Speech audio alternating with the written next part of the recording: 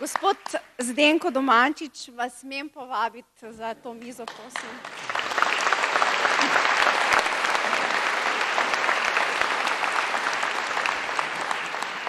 Kaj pa je tisto, kar vas v življenju najbolj osrečuje? Pa najsretniji sam kad sam u prirodi. Ampak glede na to, da vsak teden zdravite 4 dni na Bledu, po 150 pacijentov tedensko, je verjetno tega časa zelo malo.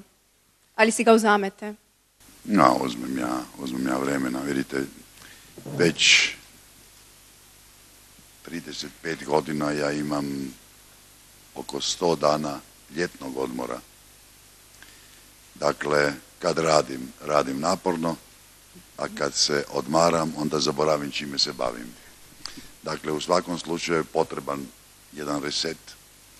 Potrebno je odmoriti se, jer u slučaju da čovjek nešto radi na silu ili bez volje ili bez zadovoljstva u svom poslu, onda ne može biti ni kreativan, pa onda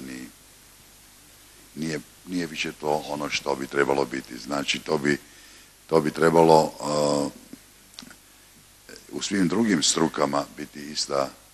Međutim, život je potpuno drukčiji. Ja sam slobodan i borio sam se da ostanem slobodan. A to je nositi breme. Na leđima je teško, ali je neopisivo uživanje biti slobodan i činiti ono što želiš. Danes,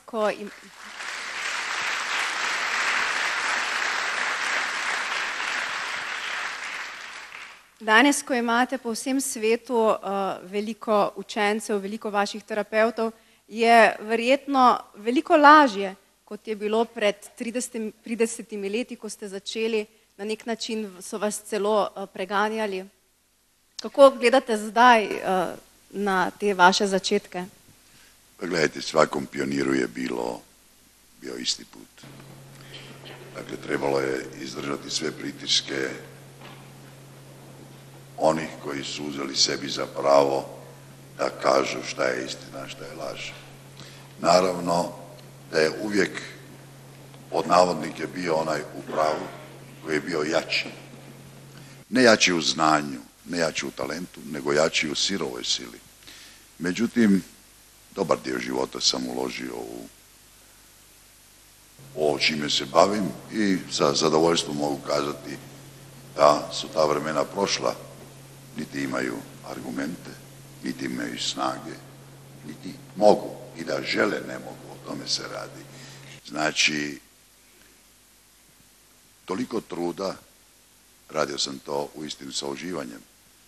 I jednoga dana kad ja odem, vi ćete umirati, a ja ću otići. Vrlo interesantno. Naime, ja se više puta simbolički izražavam, međutim, nije to baš uvijek za nasmijati se. Vidite, ja sam besmrtan. Ja to znam. I vi ste, samo vi to ne znate. Uvijek je nekome bilo interesantno da vas napravi smrtnicima i da vam broji vrijeme kada ćete navodno morati nestati. Što je također laž, ne odgovara istini. Umrijeti se ne može. Samo se ova ljuštura koju zovemo tijelo, ova karoserija, mijenja. Energija, to je osnovni stav fizike, energija transformira, ne može nestati. A mi smo energetska bića, ne fizička. Drugo, da li ste kad razmišljali šta se događa kad sanjate? Oči su sklopljene, ali vi vidite kao da svojim očima gledate. To znači ne gledamo očima, vidimo mozgom.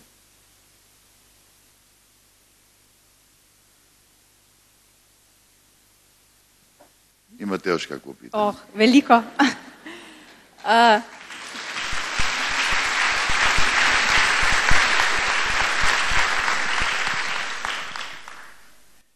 Potem pa nam povejte, rekli ste, da imamo samo karoserijo. Kako pa najboljše skrbeti za to svojo karoserijo, dokler še je v tej snovni obliki? Ovo je interesantno, me to pita jedna dama, mlada. To je preokupacija. Pa gledajte, bolest je uvijek rezultanta cjelokupnog duševnog života. Ne možete biti konstantno nesretni i lijepi. Dakle, ne možete biti konstantno nesretni i zdravi. Pa kako obično izgleda život? Ono što je rekao u svoje vrijeme Njegoš, malo žuči, malo meda.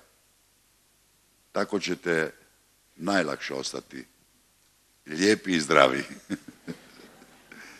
Ako bi bilo u životu sve ono što želite, ušli biste u dekadansu i ne biste mogli ostati zdravi. Dakle, imamo i crno i bijelo. To je dio naše prirode i to je dio života. Samo ta stanja ne smiju biti takva da nam naruši zdravlje, životni uslovi, civilizacija koja je sve bolesnija,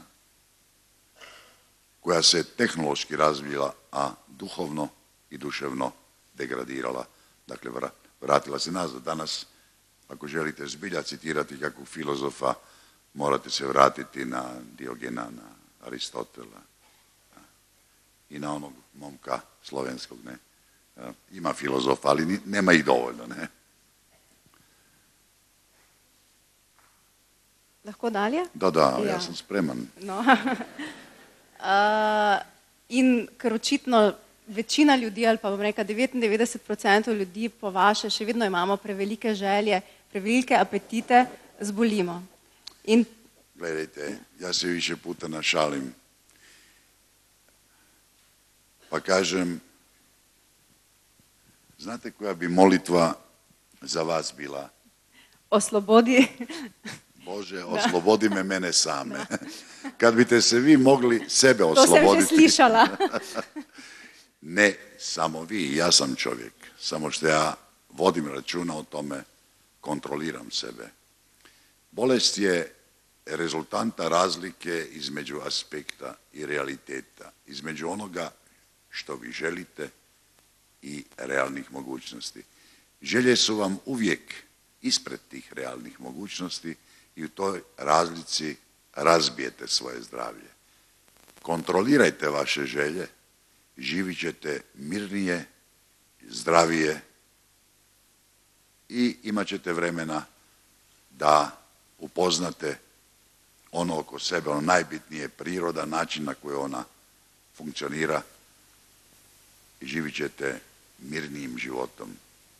Dakle, želje vas vode u probleme, u bolest. Kad vidite prijatelja da on je bolestan, pitajte ga samo koliko je prošle godine bio na odmoru, pa ćete vidjeti da nije bio na odmoru ili je bio vrlo kratko. Želja za materijalnim, naravno da mi ovisimo o materijalnom.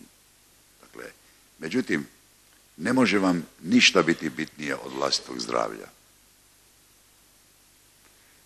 Kada ste bolesni, onda vam samo zdravlje treba. A kad ozdravite, onda vam svega fali.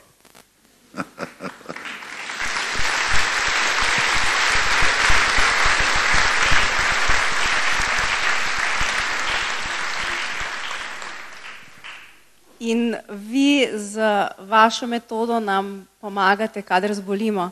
Kako ste pa sploh prišli do te metode? Kako ste odkrili? Ste osanjali? Znate, ja sam do te metode došao upravo zbog svoje slobode. Da sam bio usmjeren, razvijao bi se kako neko drugi želi. Eto, imao sam tu sreću da kao relativno vrlo mlad dođem do dovoljno novaca da mogu putovati, da mogu upoznati druge kulture, svijet koji drugčije funkcionira, da mogu gledati šta se u prošlosti događalo na području zdravilstva. Dakle, čovjek je uvijek pokušavao sebi pomoći u tom pogledu zdravlja.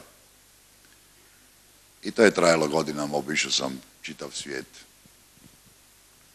Učio sam i jezike i mrtve jezike, kako ih zovu. Ja sam se potrudio da naučim nešto od sanskrita, upravo zbog toga da kada idem prevoditi Vede, da me prevodioc ne prevari. Jer toga bude često, pa onda čovjek može sam sebe izblamirati. Ne? I prvo lijepo što sam vidio upravo u tom razumijevanju Veda je, vi ste vjerovatno gledali onaj film o Mojsiju, gdje on dobija na gori Sinajskoj 10 Božjih zapovjedi. 7000 godina prije Mojsija te iste zapovjedi, samo se zovu univerzalne vrijednosti, stoje u indijskim Vedama. Film je fenomenalan kao spektakl, ali ne odgovara istini. Dakle, mene je uvijek interesirala ona, apsolutna istina, ne relativna. Relativna istina traje nekih 10, 20, 50 godina i onda shvatimo da je to bila iluzija, da je bila laž. Mene interesiraju apsolutne istine, a do njih je malo teže doći.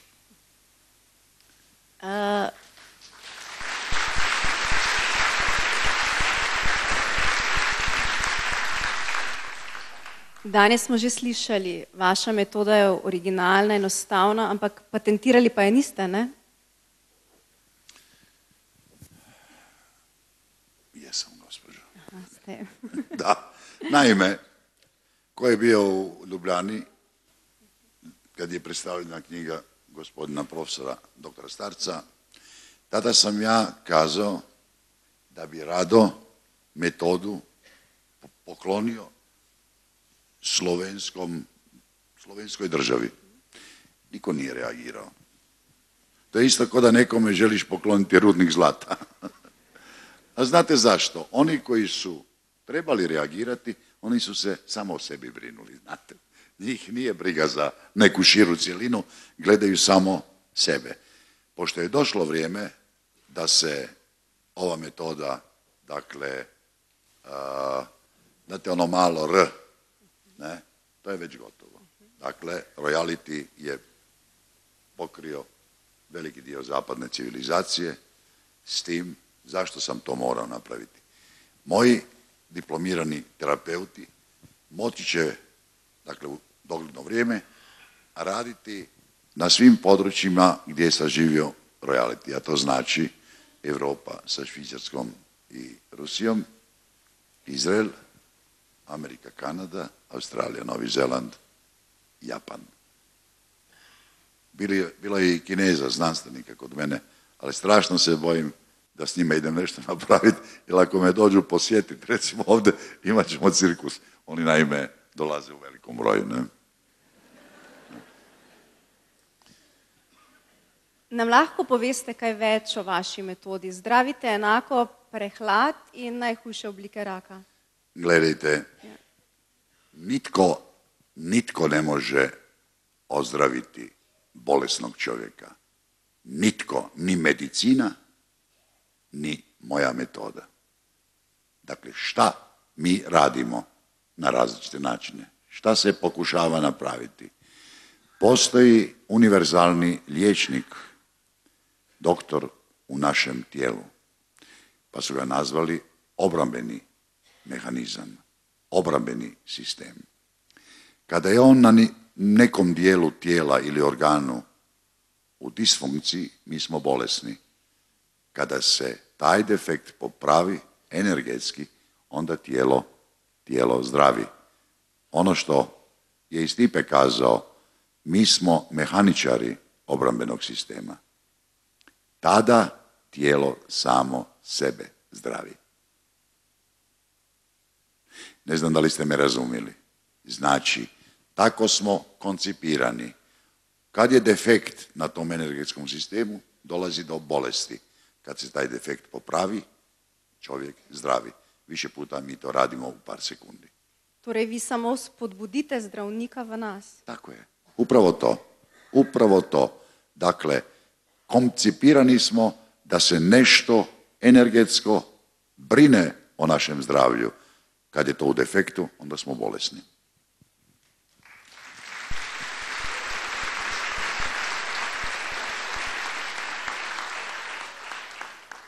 Še posebej je zanimiva vaša metoda zdravljenja nadaljavo. Lahko enako uspešno zdravite tudi nekoga v New Yorku, samo potrebujete njegovo sliko. Lahko poveste malo več o tem? Na tisuće i tisuće ljudi i na stotine eksperimenata na tom području. Naime, šta je teško razumjeti jednom normalnom čovjeku? Daljina. Znate, ja sam više puta kazao i na televizijama, pa mogu i večeras ovdje, profesori fizike koji tumače Einsteinovu teoriju relativiteta, on je sigurno ne razumio. Nisu Alberta razumjeli. Naime, teorija relativiteta je postavljena tako da se meri vrijeme i brzina u prostoru. Ako je od ovog mjesta ovdje, pa recimo do Rio de Janeiro, potrebno od 2 do 4 stotinke sekunde. Šta se tada događa? U našem poimanju vremena to nije vrijeme. Ako nema vremena, nema ni prostora. Kada šaljete mail, recimo u Australiju, direktno je tamo. To vas ne čudi. Ovo je puno jači kompjuter. Puno jači.